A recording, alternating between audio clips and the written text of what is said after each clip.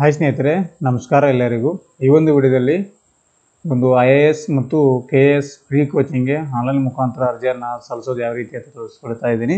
ಸಮಾಜ ಕಲ್ಯಾಣ ಇಲಾಖೆ ವತಿಯಿಂದ ಮತ್ತು ಕಲ್ಯಾಣ ಕರ್ನಾಟಕ ಪ್ರದೇಶಾಭಿವೃದ್ಧಿ ಮಂಡಳಿ ವತಿಯಿಂದ ಈ ಒಂದು ಫ್ರೀ ಕೋಚಿಂಗ್ ಏನು ಕರೆದಿರಲ್ಲ, ಸೊ ಆ ಒಂದು ಫ್ರೀ ಕೋಚಿಂಗ್ಗೆ ನಿಮ್ಮ ಒಂದು ಮೊಬೈಲಲ್ಲೇ ಒಂದು ಅಪ್ಲಿಕೇಶನನ್ನು ಹಾಕೋದು ತುಂಬ ಈಸಿಯಾಗಿ ನಿಮ್ಗೆ ಅರ್ಥ ಆಗೋ ರೀತಿಯಲ್ಲಿ ತಿಳಿಸ್ಕೊಡ್ತಾ ಇದ್ದೀನಿ. ಸ್ಟೆಪ್ ಬೈ ಸ್ಟೆಪ್ ಆಗಿ ವಿಡಿಯೋನ ಎಲ್ಲೂ ಕೂಡ ಸ್ಕಿಪ್ ಮಾಡದೆ ಫಾರ್ವರ್ಡ್ ಮಾಡದೆ ನೋಡಿ ಅರ್ಥ ಆಗುತ್ತೆ. ಬನ್ನಿ ಸ್ನೇಹಿತರೆ, ಸ್ಟಾರ್ಟ್ ಮಾಡೋಣ. ಮೊದಲಿಗೆ ಗೂಗಲ್ ಸರ್ಚಲ್ಲಿ KE ಅಂತ ಸರ್ಚ್ ಮಾಡಿ. KEನವರು ಎಕ್ಸಾಮನ್ನು ನಡೆಸ್ತಾ ಇದ್ದಾರೆ, ಎಂಟ್ರೆನ್ಸ್ ಎಕ್ಸಾಮು. ಸೊ ಹಾಗಾಗಿ KE ವೆಬ್ಸೈಟ್ನಲ್ಲಿ ಅಪ್ಲಿಕೇಶನ್ ಹಾಕಬೇಕು. KE ಅಂತ ಕೊಟ್ಟ ನಂತರ CET ಆನ್ಲೈನ್ ಕರ್ನಾಟಕ.gov.in ಅಂತ ಬರುತ್ತೆ. ಕ್ಲಿಕ್ ಮಾಡಿಕೊಂಡ್ರೆ ನಿಮಗೆ ಈ ರೀತಿಯಾಗಿ ಓಪನ್ ಆಗುತ್ತೆ. ಸೊ ಇದರಲ್ಲಿ ನೇಮಕಾತಿ ಅಂತಿದೆ ನೋಡಿ, ಈ ಒಂದು ನೇಮಕಾತಿ ಮೇಲೆ ಕ್ಲಿಕ್ ಮಾಡ್ಕೊಳ್ಳಿ. ಮೊಬೈಲಲ್ಲಿ ಆದರೆ ರೈಟ್ ಸೈಡಲ್ಲಿಗೆ ಒಂದು 4 ಗಿರ ಕಾಣ್ತವೆ. ಆ ಒಂದು 4 ಗಿರದ ಮೇಲೆ ಕ್ಲಿಕ್ ಮಾಡಿಕೊಂಡ್ರೆ ಅವಾಗ ನಿಮಗೆ ಈ ಒಂದು ಆಪ್ಷನ್ಗಳು ಬರ್ತವೆ. ನಾನು ಡೆಸ್ಕ್ಟಾಪ್ನಲ್ಲಿ ಮಾಡ್ತಾ ಇದ್ದೀನಿ, ಸೊ ಹಾಗಾಗಿ ಇದನ್ನು ಡೈರೆಕ್ಟಾಗಿ ನೇಮಕಾತಿ ಅಂತ ತೊಗೊತಾ ಇದ್ದೀನಿ. ಸೊ ಮೊಬೈಲಲ್ಲಾದರೆ ಗಿರ ಕ್ಲಿಕ್ ಮಾಡಿಕೊಂಡ್ರೆ ಇವೆಲ್ಲ ಓಪನ್ ಆಗುತ್ತವೆ. ಫಸ್ಟ್ ಒಂದು IAS KS ಸಾಮಾನ್ಯ ಪ್ರವೇಶ ಪರೀಕ್ಷೆ ಕಲ್ಯಾಣ ಕರ್ನಾಟಕ ಅಂತಿದ್ದೀವಿ, ಇದನ್ನು ಕ್ಲಿಕ್ ಮಾಡ್ಕೊಳ್ಳಿ. ಕ್ಲಿಕ್ ಮಾಡ್ಕೊಂಡ ನಂತರ ನಿಮಗೆ ಈ ರೀತಿಯಾಗಿ ಬರುತ್ತೆ. IAS KS ತರಬೇತಿಗಾಗಿ ಸಾಮಾನ್ಯ ಪರೀಕ್ಷೆ ಲಿಂಕ್ ಅಂತ ಕೊಟ್ಟಿದೆ, ಆನ್ಲೈನ್ ಲಿಂಕ್ ಅಂತ. ಇದ್ರ ಮೇಲೆ ಕ್ಲಿಕ್ ಮಾಡ್ಕೊಳ್ಳಿ. ಕ್ಲಿಕ್ ಮಾಡ್ಕೊಂಡ ನಂತರ ಇಲ್ಲಿ ಈ ರೀತಿಯಾಗಿ ಬರುತ್ತೆ. ಅರ್ಜಿದಾರ login, applicant login, candidate registration, candidate login ಅಂತ ಬರುತ್ತೆ. ಸೊ ಎರಡು ರೀತಿ. ಆಲ್ರೆಡಿ ನಿಮ್ಮ ಹತ್ರ ಅಕೌಂಟ್ ಇದ್ದರೆ ಕ್ಯಾಂಡಿಡೇಟ್ ಲಾಗಿನ್ಗೆ ಕ್ಲಿಕ್ ಮಾಡಬೇಕಾಗುತ್ತೆ. KEನಲ್ಲಿ ರಿಜಿಸ್ಟ್ರೇಷನ್ ಮಾಡ್ಕೊಂಡಿಲ್ಲ, ಇದೆ ಫಸ್ಟ್ ಟೈಮ್ ಅಪ್ಲೈ ಮಾಡ್ತಾ ಇದ್ದೀವಿ ಫ್ರೀ ಕೋಚಿಂಗ್ ಅಂದರೆ ಕ್ಯಾಂಡಿಡೇಟ್ ರಿಜಿಸ್ಟ್ರೇಷನ್ ಅಂತ ಏನು ಕಾಣ್ತಾ ಇದೆಯಲ್ಲ, ಈ ಒಂದು ಕ್ಯಾಂಡಿಡೇಟ್ ರಿಜಿಸ್ಟ್ರೇಷನ್ ಮೇಲೆ ಕ್ಲಿಕ್ ಮಾಡಬೇಕಾಗುತ್ತೆ. ಸೊ ನಾನು ಕೂಡ ಫಸ್ಟ್ ಟೈಮ್ ಅಪ್ಲಿಕೇಶನ್ ಹಾಕ್ತಾ ಇದ್ದೀನಿ. ಸೊ ಹಾಗಾಗಿ ಇಲ್ಲಿ ಕ್ಯಾಂಡಿಡೇಟ್ ರಿಜಿಸ್ಟ್ರೇಷನ್ ಮೇಲೆ ಕ್ಲಿಕ್ ಮಾಡ್ತೀನಿ. ಕ್ಲಿಕ್ ಮಾಡಿದ ನಂತರ ನಿಮಗೆ ಅಲರ್ಟ್ ಈ ರೀತಿಯಾಗಿ ಬರುತ್ತೆ, ಮಾಡ್ಕೊಳ್ಳಿ. ಕ್ಲಿಕ್ ಮಾಡ್ಕೊಂಡ ನಂತರ ನಿಮಗೆ ಈ ರೀತಿಯಾಗಿ ಬರುತ್ತೆ. ಸೊ ಇಲ್ಲಿ ಡಿಜಿಲಾಕರಲ್ಲಿ ನಿಮ್ಮ ಮೊದಲಿಗೆ ಅಕೌಂಟನ್ನು ಹೊಂದಿರಬೇಕಾಗುತ್ತೆ, ಕಂಪಲ್ಸರಿ. ಒಂದು ಡಿಜಿಲಾಕರ್ ಇಲ್ಲ, ಡಿಜಿಲಾಕರ್ ಹತ್ರನೇ ಅಪ್ಲಿಕೇಶನ್ನು ಲಾಗಿನ್ನು ರಿಜಿಸ್ಟ್ರೇಷನ್ ಆಗುತ್ತೆ. ಸೊ ಇಲ್ಲಿ ಸೈನ್ ಇನ್ ಯುವರ್ ಅಕೌಂಟ್ ಅಂತ ಬಂದಿದೆ. ಈ 3 ರೀತಿಯಾಗಿ mobile number, user name, Aadhaar number, ಈ 3ರಿಂದ ನೀವು ಲಾಗಿನ್ ಮಾಡ್ಕೋಕ್ಕೆ ಅವಕಾಶ ಇದೆ. ಸೊ ಮೊದಲಿಗೆ ನೀವು ಅಕೌಂಟನ್ನು ಕ್ರಿಯೇಟ್ ಮಾಡ್ಕೋಬೇಕು, ಡಿಜಿಲಾಕರನ್ನು ಕ್ರಿಯೇಟ್ ಮಾಡ್ಕೋಬೇಕು. ಕ್ರಿಯೇಟ್ ಮಾಡ್ಕೊಂಡಿಲ್ಲ ಅಂದರೆ ಇಲ್ಲಿ ಸೈನಪ್ ಅಂತಿದೆ ನೋಡಿ, ನೀವು ಸೈನಪ್ ಮೇಲೆ ಕ್ಲಿಕ್ ಮಾಡಿಕೊಂಡು ನೀವು ಈ ಡಿಜಿಲಾಕರ್ನ ಕ್ರಿಯೇಟ್ ಮಾಡ್ಕೊಳ್ಳಿ. ನಾನು ಕ್ರಿಯೇಟ್ ಮಾಡ್ಕೊಂಡಿದ್ದೀನಿ ಆಲ್ರೆಡಿ, ಡಿಜಿಲಾಕರ್ ಒಂದು ಅಕೌಂಟ್ ಇದೆ. ಸೊ ಹಾಗಾಗಿ ಡೈರೆಕ್ಟಾಗಿ ನಾನು ಮೊಬೈಲ್ ನಂಬರ್ ಹಾಕಿ ನಾನು ಲಾಗಿನನ್ನು ಮಾಡ್ಕೊತೀನಿ. ಮೊಬೈಲ್ ನಂಬರ್ ಹಾಕಿದ ನಂತರ ಇಲ್ಲಿ ನೆಕ್ಸ್ಟ್ ಅಂತ ಕ್ಲಿಕ್ ಮಾಡ್ಕೊಳ್ಳಿ. ಅದಾದ ನಂತರ ಸೆಕ್ಯೂರಿಟಿ ಪಿನ್ ಕೇಳುತ್ತೆ. ಸೊ ನಾವು ಡಿಜಿಲಾಕರ್ಗೆ ಸೆಕ್ಯೂರಿಟಿ ಪಿನ್ನನ್ನು ಕೊಟ್ಟಿರ್ತೀವಿ. ಸೊ ಆ ಒಂದು ಸೆಕ್ಯೂರಿಟಿ ಪಿನ್ನನ್ನು ಎಂಟ್ರ್ ಮಾಡ್ತಾ ಇದ್ದೀನಿ. ಎಂಟ್ರ್ ಮಾಡಿ ಸೈನ್ ಇನ್ ಅಂತ ಕೊಡ್ತೀನಿ. ಸೈನ್ ಇನ್ ಅಂತ ಕೊಟ್ಟ ನಂತರ ನಮ್ಮ ಒಂದು ಮೊಬೈಲ್ ನಂಬರ್ಗೆ OTP ಬರುತ್ತೆ. ಬಂದಿರುವಂಥ OTPಯನ್ನು ಸೊ ಎಂಟ್ರ್ ಮಾಡಬೇಕು. ನಾನು ಎಂಟ್ರ್ ಮಾಡ್ತಾ ಇದ್ದೀನಿ. ಎಂಟ್ರ್ ಮಾಡಿ ಸಬ್ಮಿಟ್ ಅಂತ ಕ್ಲಿಕ್ ಮಾಡಿ. ಕ್ಲಿಕ್ ಮಾಡಿದ ನಂತರ ಕೆಳಗಡೆ ಹಲೋ ಅಂತ ಕ್ಲಿಕ್ ಮಾಡಿ. ಸೊ ಕೆಲವು ಸಲ ಬಿಜಿ ಇರುತ್ತೆ ಸರ್ವರು, ಸೊ ಹಾಗಾಗಿ ಮೊಬೈಲ್ ನಂಬರ್ ಮೇಲೆ ಬರೋದಿಲ್ಲ. ಸೊ ಒಂದು ಸಲ ನೀವು ಆಧಾರ್ ಕಾರ್ಡ್ ಹಾಕಿ ರಿಜಿಸ್ಟ್ರೇಷನ್ ಮಾಡ್ಕೊಳ್ಳಿ. ಕ್ಯಾಂಡಿಡೇಟ್ ರಿಜಿಸ್ಟ್ರೇಷನ್ ಅಂತ ಇರುತ್ತೆ, ಅದನ್ನ ಕ್ಲಿಕ್ ಮಾಡಿಕೊಂಡು ಆಧಾರ್ ಕಾರ್ಡ್ ನಂಬರ್ ಮೇಲೆ ರಿಜಿಸ್ಟ್ರೇಷನ್ ಮಾಡಿ ಬರುತ್ತೆ. ನಾನು ಕೂಡ ಮೊಬೈಲ್ ನಂಬರ್ ಮೇಲೆ ಮಾಡಿದೆ, ಆಲ್ರೆಡಿ ಅಕೌಂಟ್ ಇತ್ತು ಡಿಜಿಲಾಕರಲ್ಲಿ, ತೊಗೊಲಿಲ್ಲ. ಸೊ ಆಮೇಲೆ ಆಧಾರ್ ಕಾರ್ಡ್ ಹಾಕಿ ನೋಡಿದೆ ರಿಜಿಸ್ಟ್ರೇಷನ್, ಅವಾಗ ತೊಗೊತು ನೋಡಿ ಕ್ರಿಯೇಟ್ ಅಕೌಂಟ್ ಅಂತ ಬಂದಿದೆ.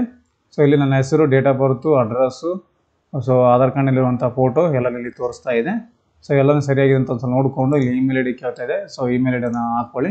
ಕೆಳಗಡೆ ಮೊಬೈಲ್ ನಂಬರ್ ಕೇಳುತ್ತೆ, ಸೊ ಮೊಬೈಲ್ ನಂಬರ್ ಕೂಡ ಹಾಕ್ಕೊಳ್ಳಿ.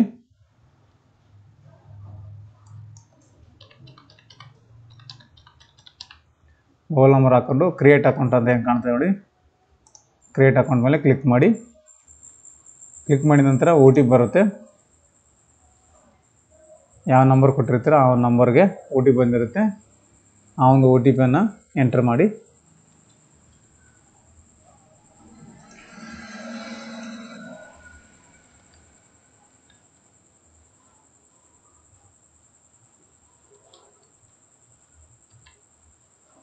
ವೆರಿಫೈ ಅಂತ ಏನು ಕಾಣ್ತಾ ಇದೆ ನೋಡಿ, ವೆರಿಫೈ ಮೇಲೆ ಕ್ಲಿಕ್ ಮಾಡಿ. ವೆರಿಫೈ ಆಗಿ ನೋಡಿ, ಸಕ್ಸಸ್ಫುಲ್ಲಿ ರಿಜಿಸ್ಟ್ರೇಷನ್ ಅಂತ ಬಂದಿದೆ. ರಿಜಿಸ್ಟ್ರೇಷನ್ ಸಕ್ಸಸ್ಫುಲ್ ಆಯಿತು, ಓಕೆ ಅಂತ ಕ್ಲಿಕ್ ಮಾಡಿ.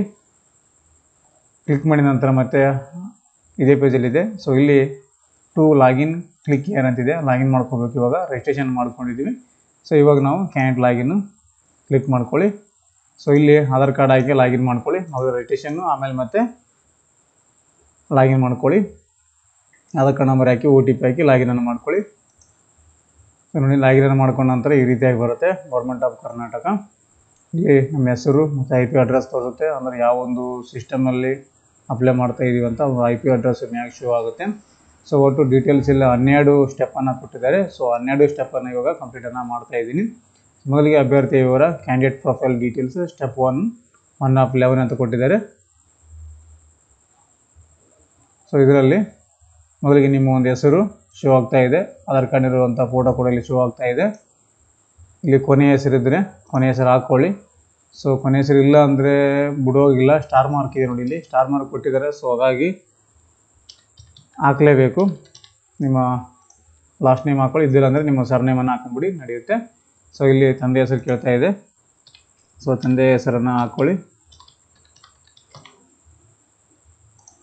ಹಾಕೋಣ. ತಾಯಿ ಹೆಸರು ಕೇಳ್ತಾ ಇದೆ, ತಾಯಿ ಹೆಸರು ಹಾಕ್ಕೊಳ್ಳಿ. ತಾಯಿ ಹೆಸರಾದ ನಂತರ ಲಿಂಗ ಮೇಲ್ ಅಂತ ಆಟೋಮೆಟಿಕ್ ಆಗಿದೆ, ಜನ್ಮ ದಿನಾಂಕ ಆಟೋಮೆಟಿಕ್ ಆಗಿ ಬಂದಿದೆ. ಗ್ರಾಮೀಣ ಅಧ್ಯಯನ 1 ರಿಂದ 10 ಅಂತ ಕೇಳ್ತಾ ಇದೆ. ಗ್ರಾಮೀಣ ಓದಿದರೆ 1 ರಿಂದ 10 ಓದಿದರೆ ಎಸ್ ಅಂತ ಕೊಡಬೇಕು. ಗ್ರಾಮೀಣ ಓದಿಲ್ಲ ಅಂದರೆ ನೋ ಅಂತ ಕ್ಲಿಕ್ ಮಾಡಿ. ಕನ್ನಡ ಮಾಧ್ಯಮ 1 ರಿಂದ 10 ಓದಿದರೆ ಎಸ್ ಅಂತ ಕ್ಲಿಕ್ ಮಾಡ್ಕೊಳ್ಳಿ. ಸಂಗಾತಿ ಹೆಸರನ್ನು ಕೇಳ್ತೇವೆ. ವಿವಾಹ ಆಗಿದ್ದಲ್ಲಿ ಸಂಗಾತಿ ಹೆಸರು ಆಗಿರಬೇಕು. ಹುಡುಗಿ ಆಗಿದ್ದರೆ ಗಂಡನ ಹೆಸರು ಹಾಕ್ಕೊಳ್ಳಿ. ಹುಡುಗ ಆಗಿದ್ದರೆ ಮದುವೆ ಆಗಿದ್ದರೆ ಹೆಂಡತಿ ಹೆಸರನ್ನು ಹಾಕೋಬೇಕು. ಸ್ಪೌಸ್ ನೇಮ್ ಇದು. ಇಫ್ ಮ್ಯಾರಿಡ್ ಅಂತ ಕೇಳ್ತಾ ಇದೆ. ಮ್ಯಾರೇಜ್ ಆದರೆ ಮಾತ್ರ ಹಾಕ್ಬೇಕು, ಆಗಿಲ್ಲ ಅಂದರೆ ಅದನ್ನು ಖಾಲಿ ಬಿಡಿ, ಹಾಗೆ ಬಿಡುವ, ತುಂಬೋದೇನು ಬೇಕಾಗಿಲ್ಲ, ಅದನ್ನು ಖಾಲಿ ಬಿಡಿ. ಪರ್ಯಾಯ ಸಂಪರ್ಕ ನಂಬರ್ ಅಂತಿದೆ. ಸೊ ಆಲ್ಟರ್ನೇಟ್ ನಂಬರನ್ನು ಎಂಟ್ರ್ ಮಾಡ್ಕೊಳ್ಳಿ. ಸೊ ಎಂಟ್ರ್ ಮಾಡ್ಕೊಂಡ ನಂತರ ಪರ್ಯಾಯ ಇಮೇಲ್ ಐ ಡಿ ಕೇಳುತ್ತೆ, ಇಮೇಲ್ ಐ ಡಿ ಹಾಕ್ಕೊಳ್ಳಿ. ಆಮೇಲೆ ರಾಜ್ಯ ನೇಟಿವ್ ಕೇಳುತ್ತೆ, ಕರ್ನಾಟಕ ಅಂತ ತಗೊಳ್ಳಿ. Native state, native district. So ನಿಮ್ಮ ಸ್ವಂತ ಜಿಲ್ಲೆ ಯಾವಿದೆ ಅದನ್ನು ಸೆಲೆಕ್ಟ್ ಮಾಡ್ಕೊಳ್ಳಿ. ಸೇವ್ ಅಂತ ಕ್ಲಿಕ್ ಮಾಡ್ಕೊಳ್ಳಿ. ಡಾಟಾ ಸೇವ್ ಆಗುತ್ತೆ. ಇಷ್ಟೊತ್ತು ಫಿಲ್ ಮಾಡಿದ್ದು ಸೇವ್ ಆಗಿದೆ. ಸೊ ಇವಾಗ ಮತ್ತೆ ಪ್ರೊಸೀಡ್ ಅಂತ ಕ್ಲಿಕ್ ಮಾಡ್ಕೊಳ್ಳಿ. ಇಲ್ಲಿ general instruction, only final submitted candidates are allowed to make payments ಅಂತ ಕೊಟ್ಟಿದ್ದಾರೆ. ಫೈನಲ್ ಸಬ್ಮಿಟ್ವರೆಗೆ ಯಾರು ಮಾಡ್ತಾರೋ ಅಂಥವ್ರಿಗೆ ಮಾತ್ರ ಪೇಮೆಂಟ್ಗೆ ಅವಕಾಶವನ್ನು ಕೊಡ್ತೀವಿ ಅಂತ ಅವರು ಕೊಟ್ಟಿದ್ದಾರೆ. Don't enter any kind of ನೋಡಿ, don't enter any kind of special characters while applying filling application form ಅಂತ ಕೊಟ್ಟಿದ್ದಾರೆ. ಸ್ಪೆಷಲ್ ಕ್ಯಾರೆಕ್ಟರ್ನ ಯಾವುದೇ ಕಾರಣಕ್ಕೆ ಎಂಟರ್ ಮಾಡಬಾರ್ದು ಅಂತ ಕೊಟ್ಟಿದ್ದಾರೆ. ಪ್ರೊಸೀಡ್ ಅಂತ ಕ್ಲಿಕ್ ಮಾಡಿ. ಕ್ಲಿಕ್ ಮಾಡಿ ನಂತರ 2ನೇ ಸ್ಟೆಪ್ಪಿಗೆ ಬಂದಿದೆ. ಸೊ 2ನೇ ಸ್ಟೆಪ್ಪಲ್ಲಿ ಅಭ್ಯರ್ಥಿಯ ಸಂಪರ್ಕ ವಿಳಾಸ ಅಂತ ಕೊಟ್ಟಿದ್ದಾರೆ. ಇಲ್ಲಿ ಕ್ಯಾಂಡಿಡೇಟ್ ಕಮ್ಯುನಿಕೇಷನ್ ಅಡ್ರೆಸ್ಸು ಹಾಕಬೇಕಾಗುತ್ತೆ. ಸ್ಟೇಟನ್ನು ಸೆಲೆಕ್ಟ್ ಮಾಡ್ಕೊಳ್ಳಿ, ಕರ್ನಾಟಕ. ಆಮೇಲೆ ಜಿಲ್ಲೆ, ನಿಮ್ಮ ಸ್ವಂತ ಜಿಲ್ಲೆ. ಆಮೇಲೆ ಅಡ್ರೆಸ್ಸು ನಿಮ್ಮದು ಕಂಪ್ಲೀಟ್ ಆದಂಥ ಅಡ್ರೆಸ್ಸನ್ನು ಹಾಕ್ಕೊಳ್ಳಿ.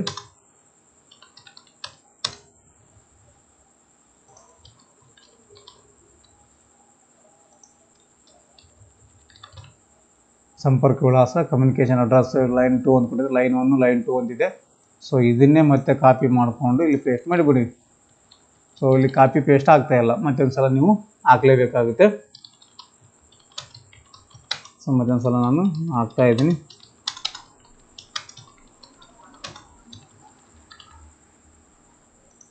ಸಂಪರ್ಕ ವಿಳಾಸ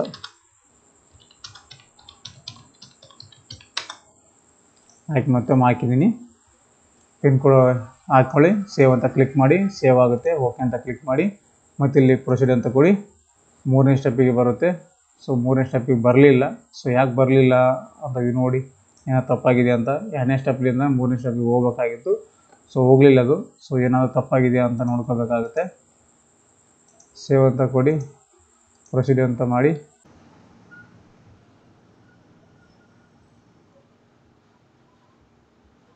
ಸೊ ಇಲ್ಲಿ ಮತ್ತೆ 3ನೇ ಸ್ಟೆಪ್ಪಿಗೆ ಬರಬೇಕಾಗಿತ್ತು. ಸೊ ಇಲ್ಲಿ ಬಂದಿಲ್ಲ. ಸೊ 2ನೇ ಸ್ಟೆಪ್ಪೇ ತೋರಿಸ್ತಾ ಇದೆ.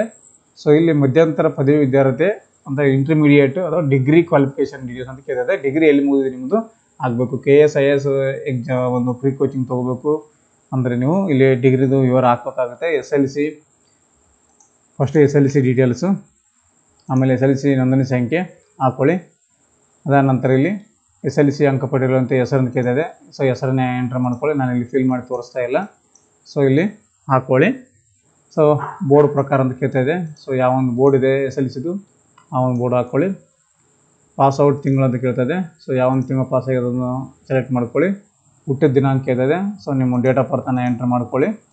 ಲಿಂಗ ಕೇಳ್ತದೆ, ಮೇಲ್ ಆರ್ ಫೀಮೇಲು, ಅದನ್ನು ಹಾಕ್ಕೊಳ್ಳಿ. ತಂದೆ ಹೆಸರು ಕೇಳ್ತದೆ. SLC ಮಾರ್ಕ್ಸ್ ಕಾರ್ಡ್ನಲ್ಲಿ ಯಾವ ರೀತಿ ಇದೆ ತಂದೆ ಹೆಸರು ಅದೇ ರೀತಿಯಾಗಿ ಎಂಟ್ರ್ ಮಾಡ್ಕೊಳ್ಳಿ. ಅದೇ ರೀತಿಯಾಗಿ ತಾಯಿ ಹೆಸರು ಕೇಳ್ತದೆ, ತಾಯಿ ಹೆಸರು ಕೂಡ ಎಂಟ್ರ್ ಮಾಡಿ. ಅದಾದ ನಂತರ ಮತ್ತೆ ಶಾಲೆಯ ಹೆಸರು SLCಯಲ್ಲಿ ಮುಗಿದಿದೆ ಆ ಒಂದು ಸ್ಕೂಲ್ ಹೆಸರು, ರಾಜ್ಯ ಕೇಳ್ತಾ ಇದೆ, ಕರ್ನಾಟಕ ಅಂತ ಸೆಲೆಕ್ಟ್ ಮಾಡ್ಕೊಳ್ಳಿ. ಅದಾದಂಥ ಪಾಸ್ ಅಂತ ಕೇಳ್ತದೆ, ಮಾರ್ಕ್ಸ್ ಕೇಳ್ತದೆ, ಮಾರ್ಕ್ಸ್ CGPA ಅಂತ ಕೇಳ್ತದೆ. ಸೊ ನಿಮ್ಮದು 10th ಮಾರ್ಕ್ಸ್ ಇದ್ದರೆ ಮಾರ್ಕ್ಸ್ ತೊಗೊಳ್ಳಿ, CGPA ತೊಗೊಳ್ಳಿ. ಅದಾದ ನಂತರ ಒಟ್ಟಾರೆ ಗರಿಷ್ಠ ಅಂಕಗಳು ಅಂತ ಕೇಳ್ತದೆ. ಗರಿಷ್ಠ ಅಂಕಗಳು 625 ಒಟ್ಟಾರೆ ಪಡೆದಿರುವಂಥದ್ದು. ಎಷ್ಟು ತೊಗೊಂಡಿರೋ ಅಷ್ಟು ಮಾರ್ಕ್ಸನ್ನು ಹಾಕ್ಕೊಳ್ಳಿ. ಹಾಕಿದ ನಂತರ ಇಲ್ಲಿ ಶೇಕಡಾವಾರು ಪರ್ಸೆಂಟೇಜ್ ಬರುತ್ತೆ, ಪರ್ಸೆಂಟೇಜನ್ನು ಹಾಕ್ಕೊಳ್ಳಿ. ಆಟೋಮೆಟಿಕ್ಕಾಗಿ ಬಂದರೆ ಸರಿ, ಪರ್ಸೆಂಟೇಜ್ ಬಂದಿಲ್ಲ ಅಂದರೆ ನೀವೇ ಹಾಕ್ಕೊಂಬಿಡಿ. ಸೊ SLC ತೇರ್ಗಡೆ ಆದ ವರ್ಷ ಕೇಳ್ತದೆ. ಸೊ ವರ್ಷವನ್ನು ಹಾಕೊಳ್ಳಿ. SLC ಮಾರ್ಕ್ಸ್ನ ನೋಡಿಕೊಂಡೇ ಎಂಟ್ರಿ ಮಾಡಿ. ಅದೇ ಥರ ತಪ್ಪು ಮಾಹಿತಿ ಆಗಬಾರ್ದು. ತಪ್ಪು ಮಾಹಿತಿ ನೀವು ಕೊಟ್ಟರೆ ಏನಾದರೂ ಮಿಸ್ಟೇಕ್ ಮಾಡಿದರೆ ನಿಮ್ಮದು ಅಪ್ಲಿಕೇಶನ್ ರಿಜೆಕ್ಟ್ ಆಗೋ ಚಾನ್ಸ್ ಇರುತ್ತೆ. ಹಾಗಾಗಿ ತುಂಬ ಕೇರ್ಫುಲ್ಲಾಗಿ ಅಪ್ಲೈ ಮಾಡ್ಕೊಳ್ಳಿ. ಮೀಡಿಯಮ್ ಆಫ್ ಸ್ಟಡಿ ಅಂತ ಕೇಳ್ತದೆ, ಕನ್ನಡ ಮೀಡಿಯಮ್, ಇಂಗ್ಲೀಷ್ ಮೀಡಿಯಮ್ ಅಂತ. ಅದನ್ನು ಕೂಡ ಸೆಲೆಕ್ಟ್ ಮಾಡ್ಕೊಳ್ಳಿ. ಸೇವ್ 10th ಕ್ವಾಲಿಫಿಕೇಷನ್ ಅಂತಿದೆ, ಇದನ್ನು ಸೇವ್ ಮಾಡ್ಕೊಳ್ಳಿ. ಸೇವ್ ಆಗುತ್ತೆ. ಅದ ನಂತರ ಪ್ರೊಸೀಡ್ ಅಂತ ಕ್ಲಿಕ್ ಮಾಡಿ ಮತ್ತು ನೆಕ್ಸ್ಟ್ ಸ್ಟೆಪ್ಪಿಗೆ ಹೋಗುತ್ತೆ. ಸೊ ನೆಕ್ಸ್ಟ್ ಅಂತ ಕೊಟ್ಟಿದ್ದೆ ನಾನು. ಸೊ ನೆಕ್ಸ್ಟ್ ಕೊಟ್ಟ ನಂತರ ಮತ್ತೆ 3ನೇ ಸ್ಟೆಪ್ಗೆ ಹೋಗಿಲ್ಲ. ಸೊ 2ನೇ ಸ್ಟೆಪ್ಪಲ್ಲೇ ಸೊ ಇಲ್ಲಿಂದ ಇಲ್ಲಿವರೆಗೂ ಫಿಲ್ ಆಗಬೇಕು ಅಂತ ಅನಿಸುತ್ತೆ, ಕಾಣುತ್ತೆ. ಸೊ ಇನ್ನೂ ಹೆಚ್ಚಿನ ಮಾಹಿತಿ ಕೇಳ್ತಾ ಇದೆ. ಸೊ ಇಲ್ಲಿ ಸ್ಟೆಪ್ 4 ಅಂತ ತೋರಿಸ್ತಾ ಇದೆ ಆಲ್ರೆಡಿ. ಸೊ ಇಲ್ಲಿ ಬಂದಿಲ್ಲ. ಮೀಸಲಾತಿ ವಿವರ ಅಂತಿದೆ, ಕ್ಯಾಂಡಿಡೇಟ್ ರಿಸರ್ವೇಷನ್. ಸೊ ಇಲ್ಲಿ ರಿಸರ್ವೇಷನ್ ಇದೆ, ಸೊ ಇಲ್ಲಿ ಬರ್ತಾ ಇಲ್ಲ. ಸೊ ನೋಡೋಣ. ಇವಾಗ ವರ್ಗ ವಿವರಗಳು. ಸೊ ಮೊದಲಿಗೆ ಕ್ಯಾಟಗರಿ ಸೆಲೆಕ್ಟ್ ಮಾಡ್ಕೊಳ್ಳಿ. ನಿಮ್ದು ಯಾವ ಕ್ಯಾಟಗರಿ ಇದೆ ಅದನ್ನು ಸೆಲೆಕ್ಟ್ ಮಾಡ್ಕೊಳ್ಳಿ. ಮಾಡ್ಕೊಂಡ ನಂತರ ಇಲ್ಲಿ ಆಡಿ ನಂಬರ್ ಕೇಳುತ್ತೆ. ಸೊ ನಿಮ್ಮ ಒಂದು ಜಾತಿ ಪ್ರಮಾಣಪತ್ರದ ಆಡಿ ನಂಬರನ್ನು ಎಂಟ್ರ್ ಮಾಡ್ಕೊಳ್ಳಿ. ಮಾಡಿದ ನಂತರ ಸೊ ಇಲ್ಲಿ ನಿಮ್ಮ ವಾರ್ಷಿಕ ಆದಾಯ 8 ಲಕ್ಷಕ್ಕಿಂತ ಕಡಿಮೆ ಇದೆ ಅಂತ ಕೇಳುತ್ತೆ. ವಾರ್ಷಿಕ ಆದಾಯ 8 ಲಕ್ಷಕ್ಕಿಂತ ಕಡಿಮೆ ಇದೆಯೇ ಅಂತ ಎಸ್ ಅಂತ ಕೊಡಿ. So warning please enter the income ಆಡಿ ನಂಬರ್ ಅಂತ ಕೇಳ್ತಾ ಇದೆ. ಸೊ ಇಲ್ಲಿ ಆಡಿ ನಂಬರ್ನ ಎಂಟ್ರ್ ಮಾಡಿ. ಇನ್ಕಮ್ ಆದಾಯ ಪ್ರಮಾಣಪತ್ರದ ಆಡಿ ನಂಬರ್ ಎಂಟ್ರ್ ಮಾಡಿ. ಕಲ್ಯಾಣ ಕರ್ನಾಟಕ ಮೀಸಲಾತಿ ವಿವರಗಳು. ಇಲ್ಲಿ ಕಲ್ಯಾಣ ಕರ್ನಾಟಕ ಕೋಟೆಯಡಿ ಮೀಸಲಾತಿ ಬಯಸುವರು ಅಂತ ಕೇಳುತ್ತೆ, ಎಸ್ ಅಂತ ಕ್ಲಿಕ್ ಮಾಡಿ. ನಂತರ ಇಲ್ಲಿ ಆಡಿ ನಂಬರ್ ಕೇಳುತ್ತೆ, 371J ಆಡಿ ನಂಬರ್ನ ಎಂಟ್ರ್ ಮಾಡಬೇಕು.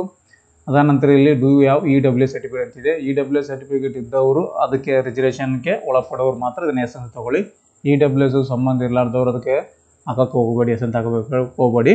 ಅದಾದ ನಂತರ ಆಡಿ ನಂಬರ್ ನಮೂದಿಸಿದೆ.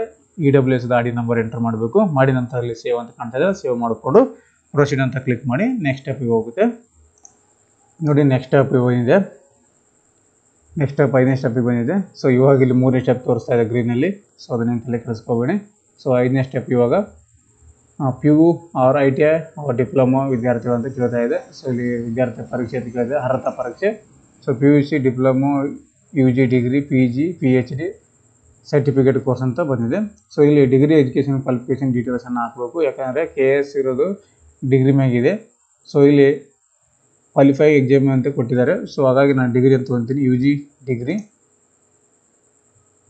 ಸೊ ಇಲ್ಲಿ ಕಾಲೇಜ್ ಹೆಸರು, ಕಾಲೇಜ್ ಹೆಸರನ್ನು ಎಂಟರ್ ಮಾಡಿ. ಅದನಂತರ ರಾಜ್ಯನ ಸೆಲೆಕ್ಟ್ ಮಾಡ್ಕೊಳ್ಳಿ. ನಂತರ ವಿಶ್ವವಿದ್ಯಾಲಯನ ಮಾಡ್ಕೊಳ್ಳಿ. ನಾನು ಗುಲ್ಬರ್ಗ ವಿಶ್ವವಿದ್ಯಾಲಯ ಓದಿದ್ದೀನಿ, ಗುಲ್ಬರ್ಗ ಯೂನಿವರ್ಸಿಟಿ ಗುಲ್ಬರ್ಗ. ಕೋರ್ಸ್ ಕೇಳ್ತಾ ಇದೆ, BCom bachelor of commerce.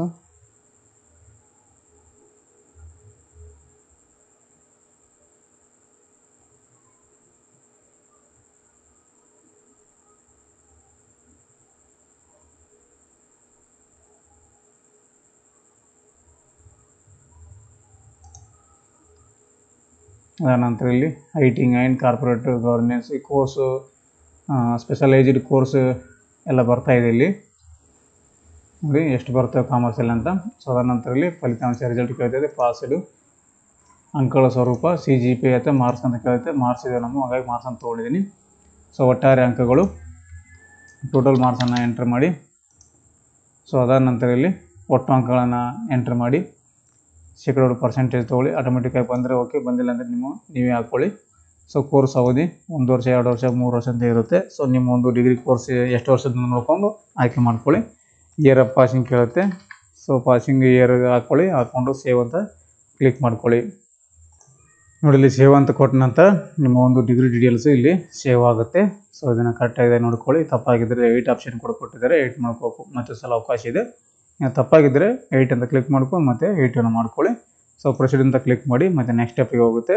So ಇವಾಗ ನೆಕ್ಸ್ಟ್ ಸ್ಟೆಪ್ಪು 6ನೇ ಸ್ಟೆಪ್ಪಿಗೆ ಬಂದಿದೆ. 6ನೇ ಸ್ಟೆಪ್ ಬಂದುಬಿಟ್ಟು ಇಲ್ಲಿ ಅಡಿಷ್ನಲ್ ಕ್ಲೈಮ್ ಅಂತ ಕೊಟ್ಟಿದ್ದಾರೆ. ಕ್ಯಾಂಡಿಡೇಟ್ ಅಡಿಷ್ನಲ್ ಕ್ಲೈಮ್ ಡೀಟೇಲ್ಸ್ ಅಂತ ಕೊಟ್ಟಿದ್ದಾರೆ. ಅದರಲ್ಲಿ ಹೆಚ್ಚುವರಿ ಮೀಸಲಾತಿ. ಸೊ ಇಲ್ಲಿ ಸೆಲೆಕ್ಟ್ ಕ್ಲೈಮ್ ಅಂತ ಕೊಟ್ಟಿದ್ದಾರೆ.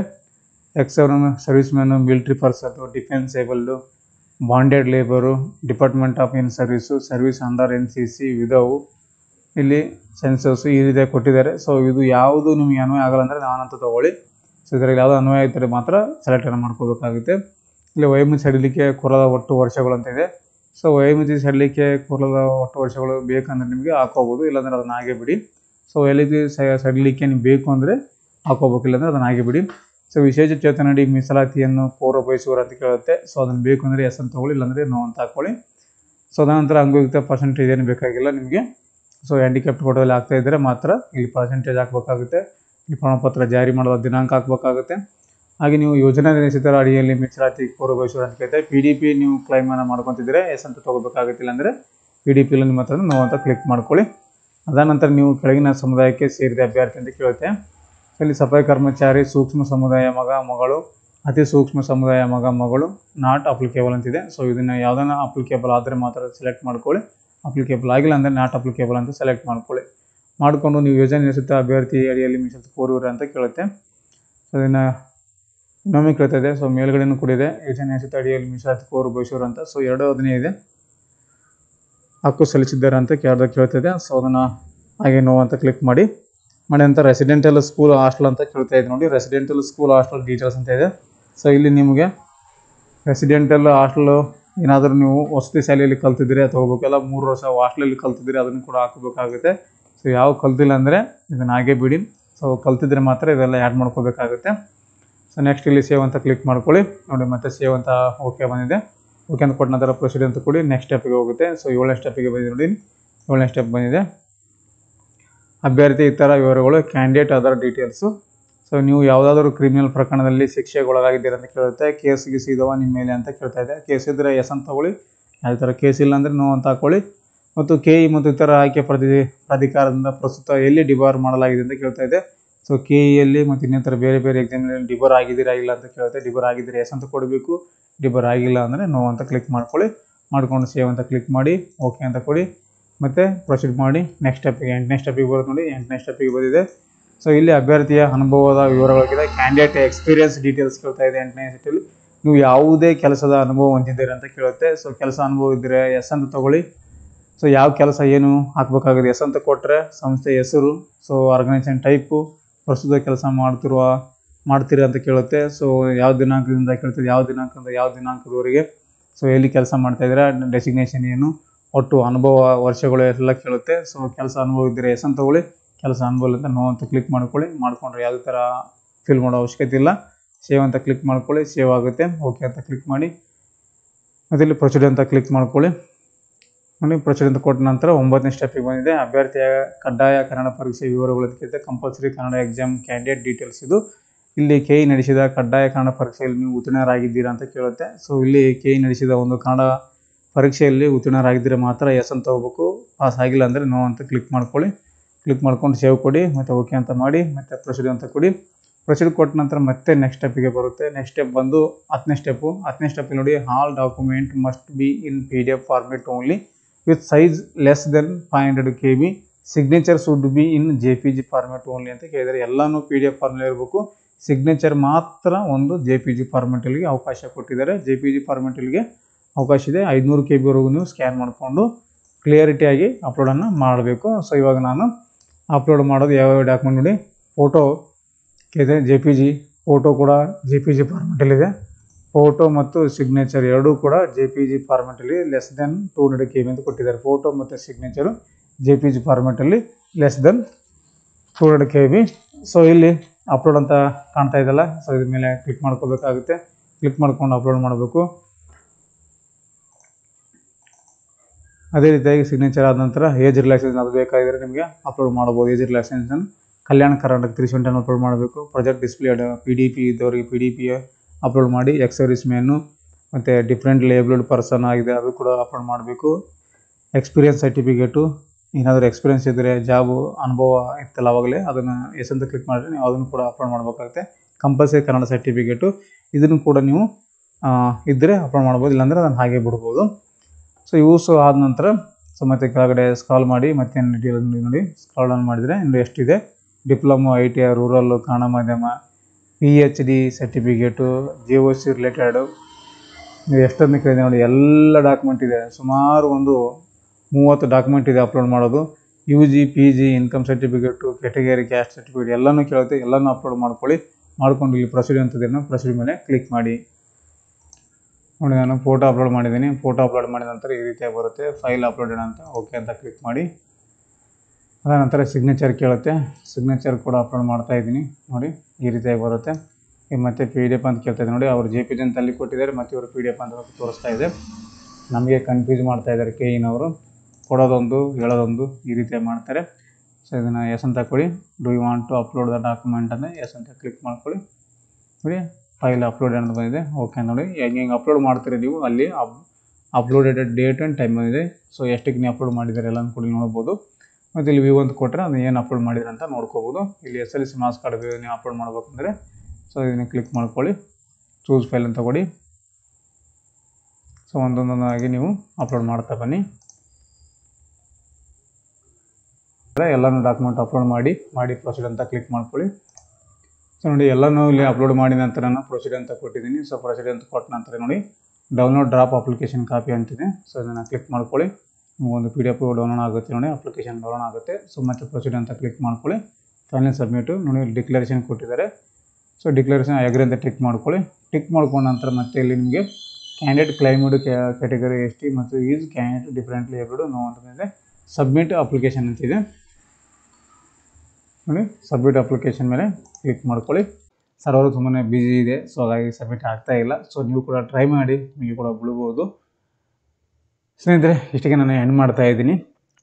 ಸೊ ಇದಿಷ್ಟು ಈ ಒಂದು ಪ್ರೀ ಕೋಚಿಂಗ್ಗೆ ಯಾವ ರೀತಿ ಒಂದು ಅಪ್ಲೈ ಮಾಡುವಂಥ 1 ರಿಂದ 12ನೇ ಸ್ಟೆಪ್ವರೆಗೂ ಫೈನಲ್ ಸಬ್ಮಿಟ್ವರೆಗೂ ನಾನು ತಿಳಿಸ್ಕೊಟ್ಟಿದ್ದೀನಿ. ಈ ಒಂದು ಮಾಹಿತಿ ನಿಮಗೆ ಉಪಯುಕ್ತ ಆಗಿದೆ ಅಂತ ಅನ್ಕೊತೀನಿ. ಇದರಲ್ಲಿ ಏನಾದರೂ ಡೌಟ್ಸ್ಗಳು ಇದ್ದರೆ ಕಮೆಂಟ್ ಮಾಡಿ, ಕಮೆಂಟಲ್ಲಿ ನಿಮಗೆ ಉತ್ತರವನ್ನು ಕೊಡ್ತೀನಿ ಅಂತ ಹೇಳ್ತಾ ಥ್ಯಾಂಕ್ಸ್ ಫಾರ್ ದ ವಾಚಿಂಗ್.